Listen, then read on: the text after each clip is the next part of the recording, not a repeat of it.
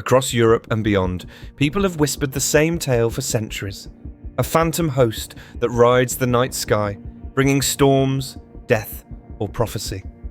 From the sagas of the Norse to the firesides of Germany, from the misted moors of Britain to the highlands of France, its name changes, but its presence does not.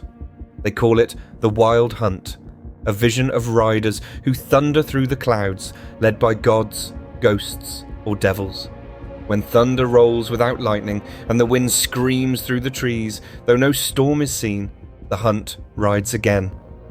Horses breathe fire, hounds cry for souls, and the living hide behind their doors, praying the riders pass them by. Long before the tales of kings and saints, the people of the north told of Odin, who rode at the head of spectral riders. When winter nights stretched long and the wind tore through the pines, villagers swore they heard him, the All-Father upon Sleipnir, his 8-legged steed, leading the dead through the clouds in search of lost souls and fallen warriors. The Wild Hunt was not merely a vision of doom. To the Norse, it was a sign of Odin's power over life and death. He gathered the spirits of the slain to ride beside him, warriors bound for Valhalla or doomed to wander until Ragnarok. Their passing brought fear and awe, but any mortal who glimpsed the hunt might be swept away, never to return to the mortal world. The hunt was said to ride most fiercely in midwinter, when the veil between worlds grew thin. Farmers heard hooves above their roofs, hunters vanished beneath silent trees, and even wolves fell still. Mothers hushed their children and threw offerings into the fire, bread, milk, and ale, to keep the riders from their door. For to hear their horns was to feel the breath of death itself. As the old gods faded, their legends drifted across borders. In the misted hills of Britain and the forests of Germany, the Wild Hunt took new forms.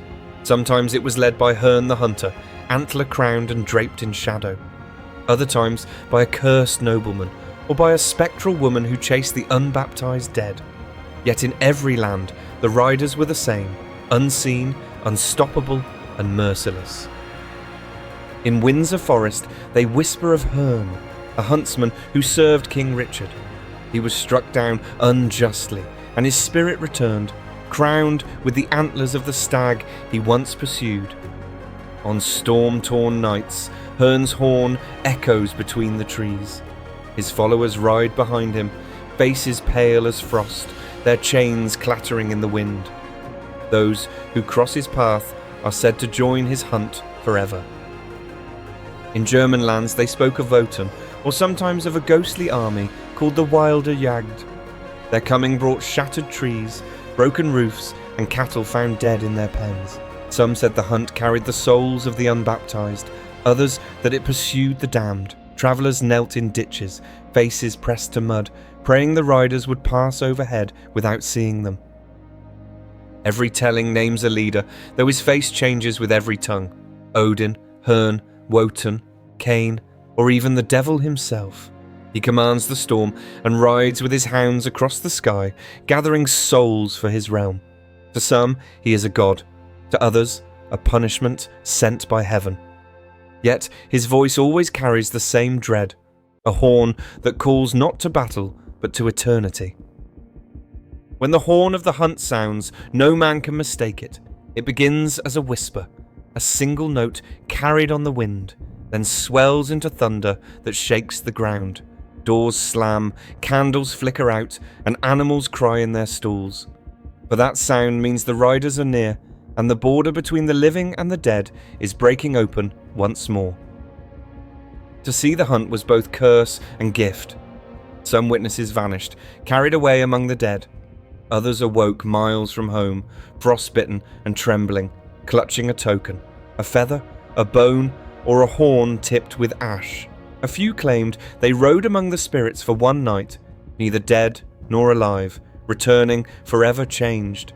The hunt spared none who stood in its path. Old folk believed that a line of iron nails across a threshold could keep the hunt at bay. Some laid bread and salt on the windowsill to calm the hounds. Others hung rowan branches above the door, said to confuse spirits. Yet there were stories of homes torn open despite every charm, but no wall, however strong, could stand against a host born of the storm. Always the hunt rides with its hounds, great black beasts with eyes like embers and voices that shake the mountains.